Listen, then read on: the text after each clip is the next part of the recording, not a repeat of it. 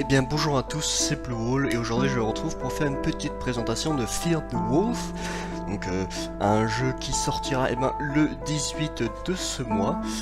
Et donc du coup je vais vous en parler car j'ai pu le tester en Closet Beta. Donc déjà Fear the Wolf, qu'est-ce que c'est? Eh bien il s'agit d'un jeu Battle Royale dans lequel on a eu un trailer lors de l'E3 2018 à la conférence Xbox. Donc c'est un jeu qui est édité par Focus Home Interactive et développé par Vostok Games.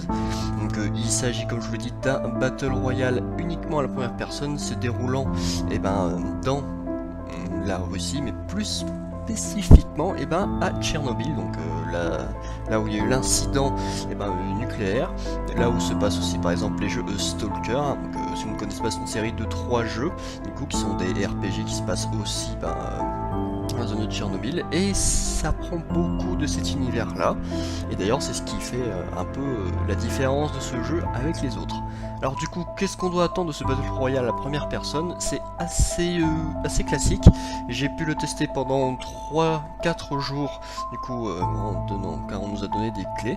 Donc je vais vous en parler. On va tout de suite plonger dans le jeu avec du gameplay et quelques explications pour vous montrer un peu à quoi ça ressemble. Alors tout de suite, on commence. Donc une partie commence comme à peu près dans tous les Battle Royale. Vous arrivez sur la carte et vous devez choisir un petit peu un endroit où atterrir. Donc la carte de Fear the Wolf est assez grande, alors pas énorme, pas trop petite, elle est de bonne taille, donc pas grand chose à redire, avec des environnements assez variés, ce qui fait assez plaisir quand même. Donc c'est simple, vous arrivez, l'hélicoptère sans joueur et vous droppez sur la zone, évidemment, à peu près où vous voulez.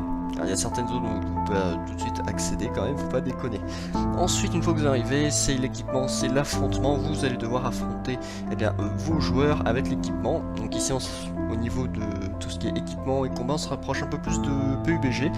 Vous avez une arme, une quantité de munitions, vous êtes à la première personne, vous avez une fonction justement pour viser à la première personne, et vous avez des affrontements assez simples, mais du coup qui deviennent un peu plus complexes en rajoutant des accessoires ou bien en utilisant le décor pour se cacher. Alors il faut savoir que le jeu était en bêta fermée, il y avait quand même pas mal de bugs, mais voilà, le gameplay de base est là quand même, donc c'est pas non plus la folie totale, et c'est pas non plus la catastrophe totale.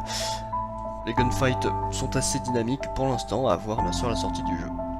Alors il faut savoir quelque chose justement sur ce jeu, c'est justement cette map là, cette grande map qui va changer au fur et à mesure que vous avancez, car en fait des radiations vont venir, c'est un peu on va dire la zone ou bien le gaz qui va venir fermer la map. Donc les zones rouges représentent les radiations qui sont mortelles si vous y restez, et qui va du coup se enfermer pour aller à une zone d'évacuation, car oui, dans ce jeu il ne s'agit pas forcément de tuer tous les joueurs, de rester le dernier en vie. Vous allez devoir vous extraire avec un hélicoptère qui va venir vers la fin, là où justement la map qui va vous pousser avec les radiations va vous permettre un peu de dévoiler la zone où va atterrir l'hélicoptère, car elle est aléatoire, et que du coup c'est au fur et à mesure que vous allez avancer que vous allez pouvoir justement trouver cette zone. Donc une fois que cette zone est indiquée, car elle est indiquée au bout d'un moment sur votre minimap, vous devez vous y rendre avant que la radiation soit totale sur la map. Donc du coup c'est très simple, un hélicoptère, des fumigènes qui peuvent devenir vos plus mortels ennemis, vos plus précieux alliés. Ça cache les ennemis, mais il faut savoir qu'ici c'est beaucoup on va camper et on essaie de s'extraire, ce qui est assez long. Alors bien sûr, avant de s'extraire tout ça, il va falloir vous rendre dans cette zone et évoluer.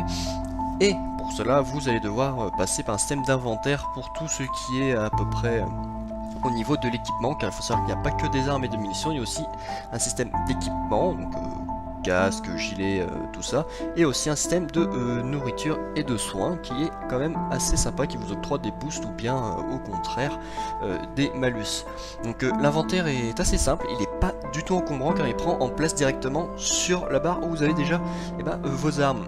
Donc vous avez juste à faire glisser justement les items que vous trouvez ou que vous trouvez sur le cadavre d'un joueur, que ce soit pareil pour les munitions, il y a plusieurs types, que ce soit aussi pour les accessoires sur les armes qui ne font pas à toutes, et aussi pour les armes et autres, ainsi bien sûr que tout ce qui est au niveau aussi des soins et des rations.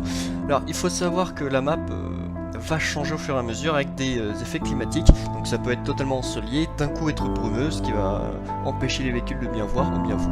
Et d'ailleurs justement c'est géré par les joueurs justement qui sont spectateurs. Au début c'est aléatoire, mais vous pouvez voter pour différents aléas climatiques. Ah oui, quelque chose aussi d'assez spécial, c'est que le jeu est pas mal buggé. Hein, donc des armes qui n'apparaissent pas, des balles que vous prenez qui ne chargent pas votre arme, il y en a plein. Les gunfights sont très basiques, mais c'est pas encore tout à fait ça au niveau des dégâts, au niveau des hitbox. Le jeu on l'a testé 8 jours avant, ça fait un peu peur, mais faut pas dire que voilà, le jeu va mal partir. C'est vraiment sur l'ambiance que le jeu veut vraiment marquer, et franchement il a de quoi faire avec ses environnements justement assez inédits. Aussi le fait qu'il rajoute des conditions climatiques spéciales, ça peut faire vraiment quelque chose de sympa, donc il faut encourager le jeu. Donc il sera disponible du coup le 18 de ce mois, donc n'hésitez pas peut-être à essayer le jeu si vous aimez les Battle Royale, ou bien si vous aimez bien sûr un peu tout ce qui est dans l'univers post-apocalyptique. Bref, moi je vous laisse. Sur ce, je vous recommande de checker un petit peu plus de choses sur Fear the Wolf. C'était Blue Hole et je vous dis, eh bien, à plus.